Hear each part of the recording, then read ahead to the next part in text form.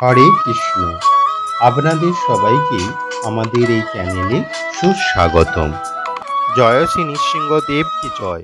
আজকের অনুষ্ঠানে আমরা আলোচনা করব আপনারা বাড়িতে কিভাবে নৃসিংহ চতুর্দশীর ব্রত পালন করবেন, আর 2024 সালে নৃসিংহ এই চতুর্দশীর ব্রত কবেই বা পালন করবেন, এর ব্রত মাহাত্ম্যই বা কী, পালনই বা কীভাবে সম্পন্ন করবেন, সেই সব নিয়ে বিস্তারিত আজকের এই অনুষ্ঠানে আলোচনা করব।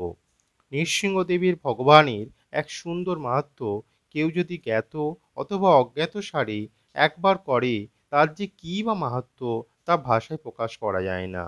প্রহ্লাদ মহারাজ স্বয়ং নৃসিংহদেবকে জিজ্ঞাসা করলেন, হে প্রভু, আমি কিভাবে ভক্তশ্রেষ্ঠ প্রহ্লাদ হলাম, তা আপনি কৃপা করে আমাকে সবিস্তারে বলুন।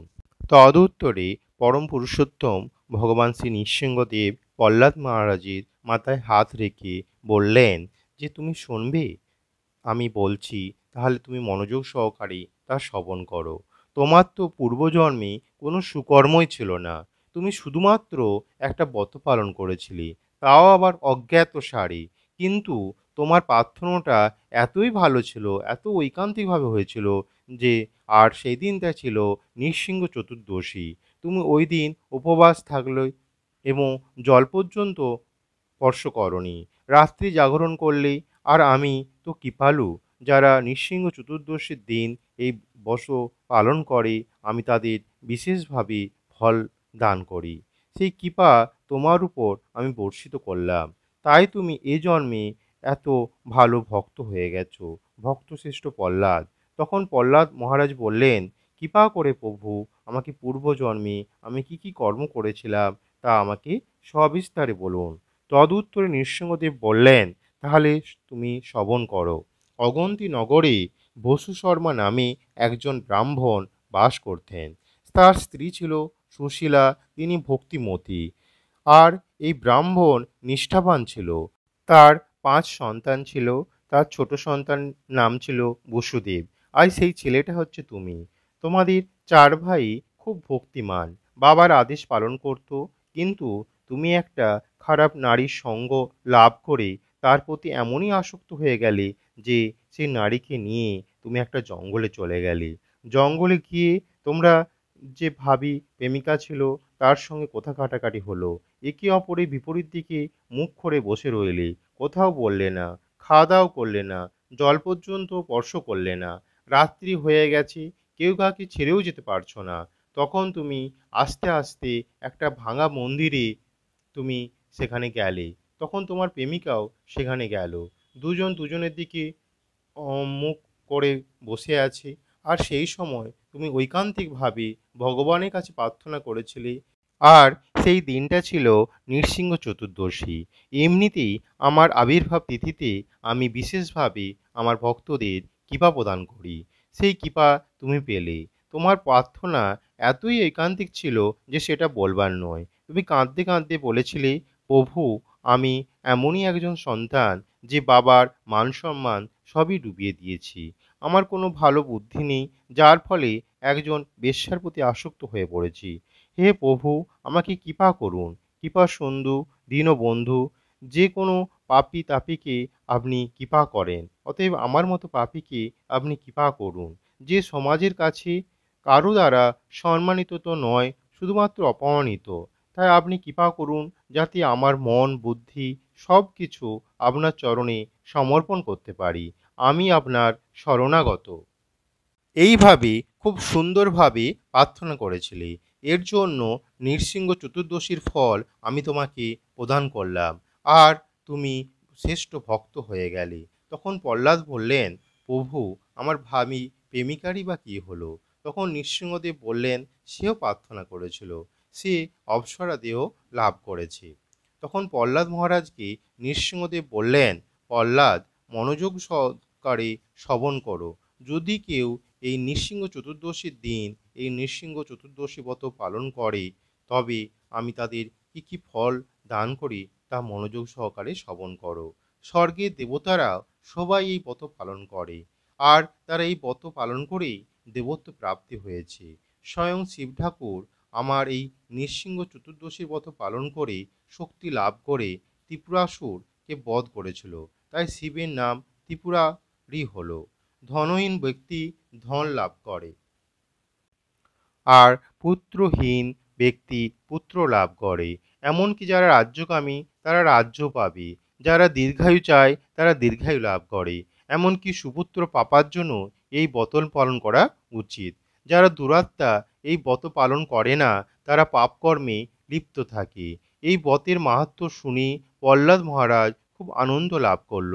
বৈশাখ মাসের শুক্লপক্ষের চতুর্দশীর দিন এই নৃসিংহ চতুর্দশী নামে পরিচিত। এরপর আমরা আলোচনা করব 2025 সালের নৃসিংহ চতুর্দশীর ব্রত কবে পালন করব।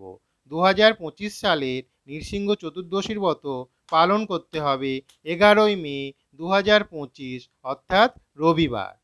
আমরা বাড়িতে কিভাবে নৃসিংহ চতুর্দশীর ব্রত পালন করব। পালন করার ঠিক আগের দিন, অর্থাৎ নৃসিংহ চতুর্দশীর ঠিক আগের দিন আমাদেরকে প্রথমে ভগবানের যে চিত্রপট বা আলক্ষ্য বা মূর্তির সামনে আমাদেরকে প্রথমে সংকল্প করতে হবে। আর নৃসিংহ চতুর্দশীর দিন ব্রাহ্ম মুহূর্তে ঘুম থেকে উঠে গঙ্গা স্নান করে, যদি গঙ্গা স্নান সম্ভব না হয় 3 বার স্নানের সময় গঙ্গা গঙ্গা বলে স্নান করতে হবে। তারপর প্রাতকর্ম সেরে তুলসী রানীকে জল প্রদান করতে হবে, ধূপ দান করতে হবে, প্রদক্ষিণ করতে হবে। তারপর নৃসিংহদেব ভগবানকে খুব সুন্দরভাবে সাজাতে হবে। অধিক পরিমাণ হরিনাম জপ করতে হবে, ভগবত পাঠ করতে হবে, আর নৃসিংহদেবের স্তব এবং প্রার্থনা করবেন, ফল প্রদান করবেন, আরতি করবেন, অধিক পরিমাণ হরিনাম জপ করবেন। আর ওই দিন গোধূলি লগ্নে নৃসিংহদেবের আলক্ষ্য কিংবা মূর্তির কোনো মূর্তিকে একটা পিতলের বড় গামলার উপর রেখে পঞ্চামৃত বা কোনো ফলের রস দিয়ে অভিষেক করাতে পারেন। যদি সম্ভব না হয় গঙ্গা জল দিয়ে অভিষেক করাতে পারেন, কেউ ডাবের জল দিয়ে অভিষেক করাতে পারেন। পঞ্চামৃত হচ্ছে দুধ, দই, ঘি, মিষ্টির জল, মধু। এরপর গঙ্গা জল দিয়ে সুন্দরভাবে পরিষ্কার করতে হবে। তারপর নৃসিংহদেবকে তার নিজস্ব আসনে স্থাপন করতে হবে। তারপর ফুল দিয়ে সুন্দরভাবে সুসজ্জিত করতে হবে, ধূপ দান করতে হবে, মঙ্গল আরতি করতে হবে, আর নৃসিংহদেবের স্তব প্রার্থনা করতে হবে। আর নৃসিংহদেবকে তুলসী প্রদান করতে হবে। নৃসিংহদেবকে আমরা ভোগ প্রসাদ দেখাতে পারি, যা একাদশীর আমরা যে প্রসাদ ভগবানকে দেখাই সে একই রকম প্রসাদ আমরা দেখাতে পারি। নৃসিংহদেবের আম খুব প্রিয়, আম আর লিচু এইসব ফলগুলো আমরা নৃসিংহদেবকে প্রদান করতে পারি। আর তার সারা রাত্রি আমরা জাগরণ করতে হবে, আর অধিক পরিমাণে হরিনাম সম্পন্ন করতে হবে। তার পরের দিন, অর্থাৎ নৃসিংহ চতুর্দশীর ঠিক পরের দিন আমাদের ঠিক একই রকম ব্রাহ্ম মুহূর্তে ঘুম থেকে উঠে গঙ্গা স্নান করে বা 3 বার গঙ্গা গঙ্গা বলে প্রাতঃকর্ম সেরে আমরা নৃসিংহদেবকে সুন্দরভাবে ফুল দ্বারা সুসজ্জিত করে, মঙ্গল আরতি করে, ধূপ দান করে, আমরা নৃসিংহদেবের স্তব প্রার্থনা করে আমরা নৃসিংহদেবকে যে পরমান্ন, অর্থাৎ যে পায়েস আমরা নিবেদন করতে পারি সেটা করে আমরা পারণ সম্পন্ন করতে পারি। তবে পারণের কোনো নির্দিষ্ট সময় নেই, করে আমরা আমাদের প্রসাদ গ্রহণ করতে পারি। এইভাবেই নৃসিংহ চতুর্দশীর ব্রত আমরা বাড়িতে পালন করতে পারি। আজকের অনুষ্ঠানে আমরা আলোচনা করব ভগবান শ্রী নৃসিংহদেবের নাম এবং প্রার্থনার মাধ্যমে আমরা কিভাবে নবগ্রহের দোষ কাটাতে পারি। আমাদের জীবনের উপর বিভিন্ন গ্রহ নক্ষত্রের অপরিসীম প্রভাব থাকে। আমাদের জন্ম মুহূর্তে যে গ্রহ নক্ষত্রে অবস্থান করে সেটি ওই সময় থেকে আমাদের জীবনকে প্রভাবিত করার চেষ্টা করে।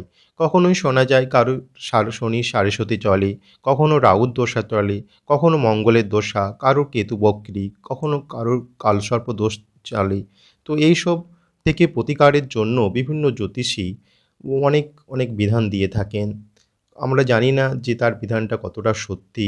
তিনি হয়তো কোনো পাথর ধারণ করতে বলেন। পাথরটাও যে কতটা পার্থিব সেই সম্বন্ধে আমাদের ধারণা নেই। আর সেটা ধারণ করতে গেলেও প্রচুর টাকা অর্থ ব্যয় করতে হয়, সেটাও কারোর পক্ষে সম্ভব হয় না। আমরা সহজ উপায়ে কীভাবে নবগ্রহের দোষ কাটানো যায়, আমরা সে বিষয়েই আলোচনা করব। সন্তান লাভ করেন, দরিদ্ররা ধনবান হয়। আমরা যখন বিভিন্ন গ্রহ নক্ষত্রের দশায় পড়ি, আমাদের জীবনে যখন তার অশুভ প্রভাব পড়ে, অনেক সময় আমরা জ্যোতিষশাস্ত্রের মাধ্যমে তার নিরাময়ের চেষ্টা করি। অনেকে বিভিন্ন যাগযজ্ঞের বিধান দিয়ে থাকেন, অনেকে বিভিন্ন শিকড় ধারণ করতে বলেন, অনেকে বিভিন্ন কালার ধারণ করতে বলেন, কিন্তু অনেক ক্ষেত্রেই তা সফল হয় না, কিছু কিছু ক্ষেত্রে হয়তো সফল হয়।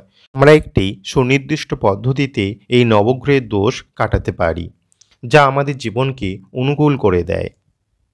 এই ভিডিওর মাধ্যমে আমরা আলোচনা করব নৃসিংহদেবের কোন নাম কোন গ্রহের প্রতিকারের জন্য। আমরা প্রথমে যে 9টি নাম প্রতিটাই আলোচনা করব। প্রথম হচ্ছে জ্বালা নৃসিংহদেব, অর্থাৎ জ্বালা নৃসিংহদেব, অনেকে জ্বলন নৃসিংহদেবও বলে থাকেন।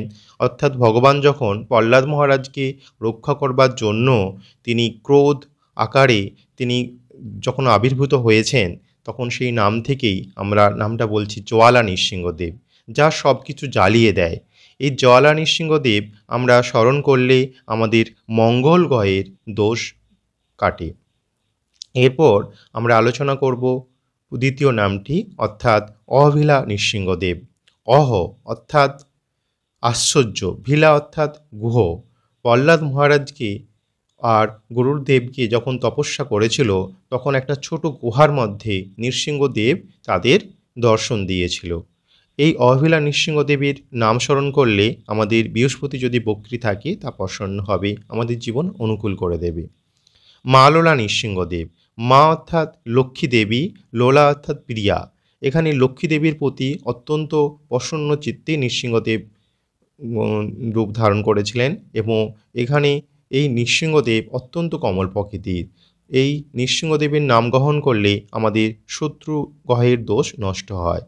বরাহ নৃসিংহদেব, হিরণ্যাক্ষ যখন গর্ভস্বায়ী সমুদ্রে পৃথিবীকে ডুবিয়ে দিচ্ছিলেন, তখন ভগবান নৃসিংহদেব বরাহ রূপ ধারণ করে পৃথিবীকে ঠিক জায়গাতে তুলে এনেছিলেন।